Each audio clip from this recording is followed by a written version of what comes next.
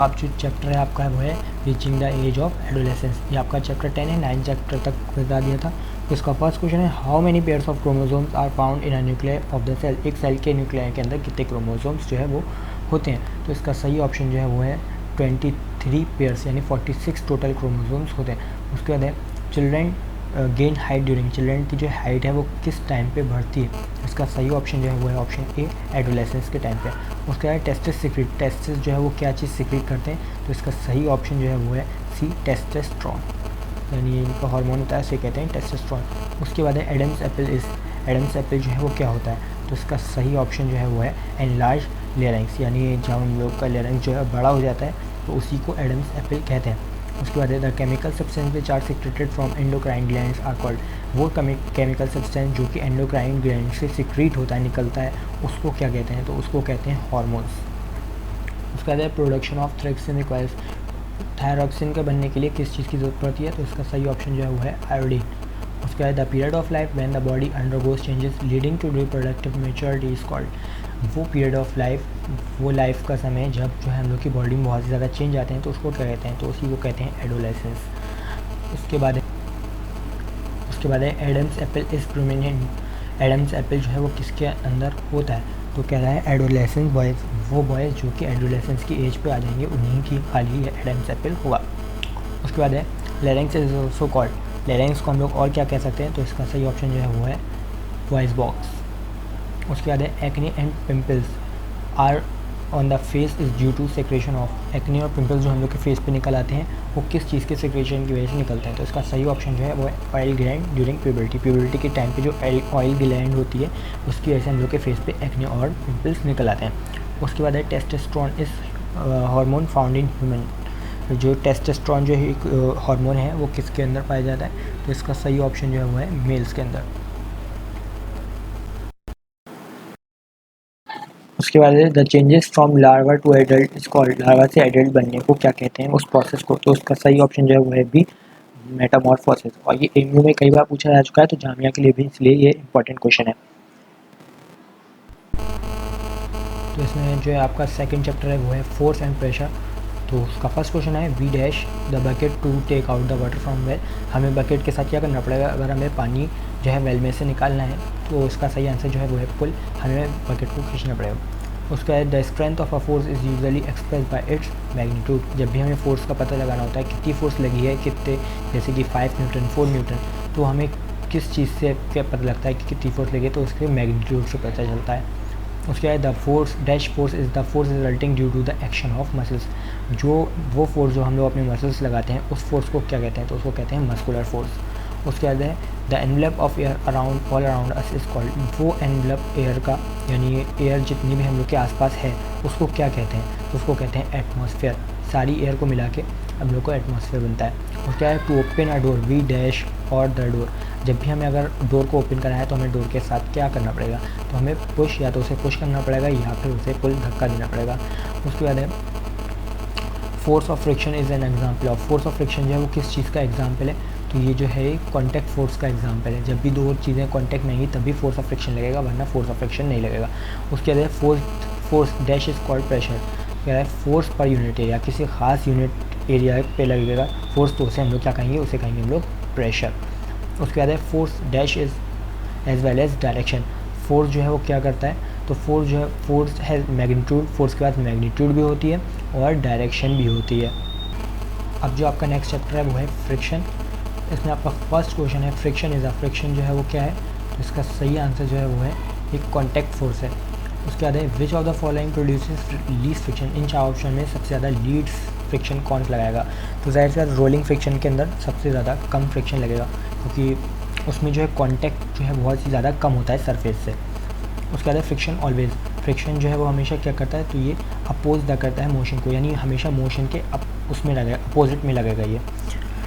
उसके बाद है friction can be reduced by. Friction को हम लोग किस चीज़ से रिड्यूस कर सकते हैं। तो इसका ऑप्शन जो है वो है ऑल ऑफ दीज, यानी ऑयल, ग्रीस, पाउडर, इन सब चीज़ों को डाल के हम लोग जो है फ्रिक्शन को कम कर सकते हैं, जैसा कि बाईसाइकिल में डाला भी जाता है।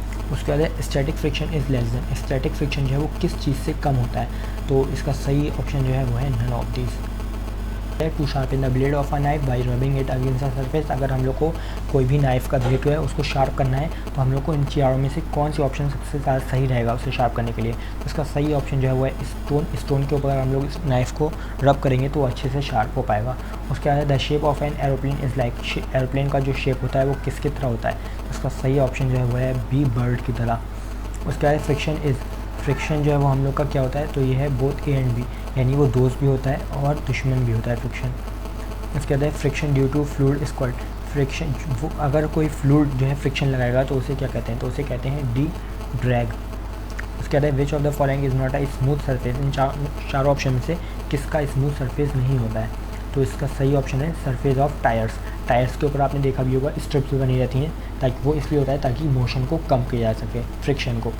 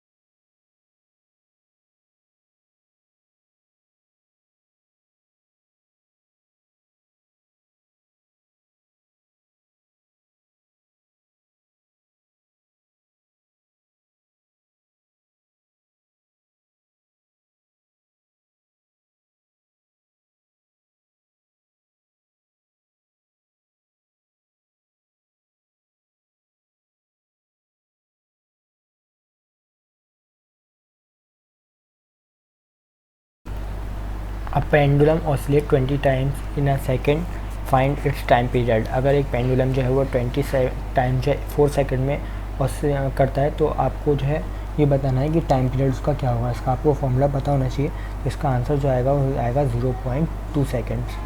उसके बाद loudness of sound is determined by, कोई साउंड कितनी तेज़ होगी ये किस चीज़ पे डिटरमाइन किया जाता है। तो इसका सही ऑप्शन जो है वो है amplitude.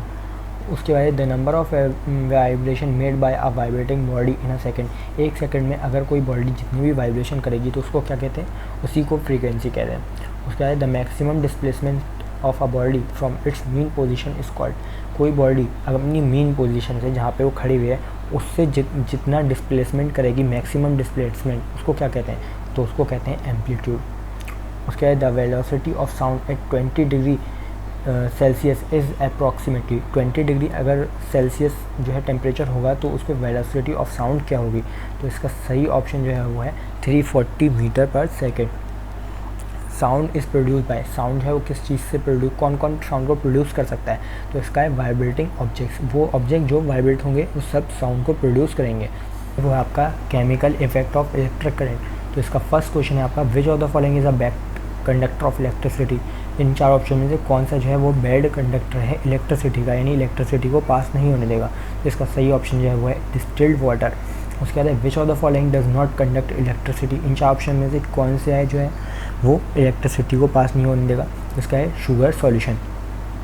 And electric current can produce, एक इलेक्ट्रिक करंट जो है इन चार ऑप्शन में से क्या चीज़ प्रोड्यूस कर सकता है, तो ऑल ऑफ दिस। उसके अंदर केमिकल इफेक्ट भी हो सकते हैं, मैग्नेटिक इफेक्ट भी हो सकता है और उसके अंदर से हीट भी निकल सकती है।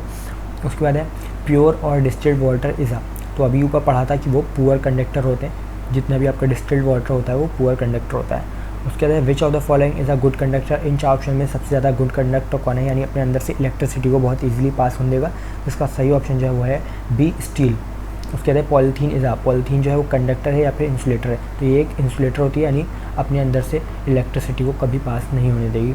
उसके बाद है electroplating is based on, electroplating जो होती है वो क्या होती है, किस चीज़ पे बेस्ड होती है, तो होती है केमिकल इफेक्ट ऑफ इलेक्ट्रिसिटी पे। उसके बाद है कॉपर इज़ अ, कॉपर जो है वो गुड कंडक्टर है या इंसुलेटर है, तो इसका ऑप्शन है आपका एक गुड कंडक्टर।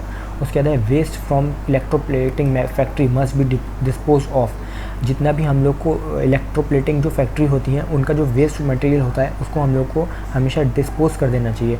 तो कहाँ पे डिस्पोज करना चाहिए, तो उसको करना चाहिए according to the disposal guidelines of waste management bodies. तो जितनी भी गाइडलाइंस हैं गवर्नमेंट की उसके अकॉर्डिंग हम उन्हें डिस्पोज कर देना चाहिए, खुले में नहीं छोड़ना चाहिए। उसके बाद है इन इलेक्ट्रोलाइट इलेक्ट्रोलाइट जो होता है वो क्या होता है, तो कहता है a liquid that conduct electric current. वो लिक्विड जो कि करंट को कंडक्ट करेगा उसको हम लोग इलेक्ट्रोलाइट कहेंगे। उसके बाद फ्लो ऑफ इलेक्ट्रॉन को क्या कहते हैं, तो उसी को जो है इलेक्ट्रिक करंट कहा जाता है। उसके बाद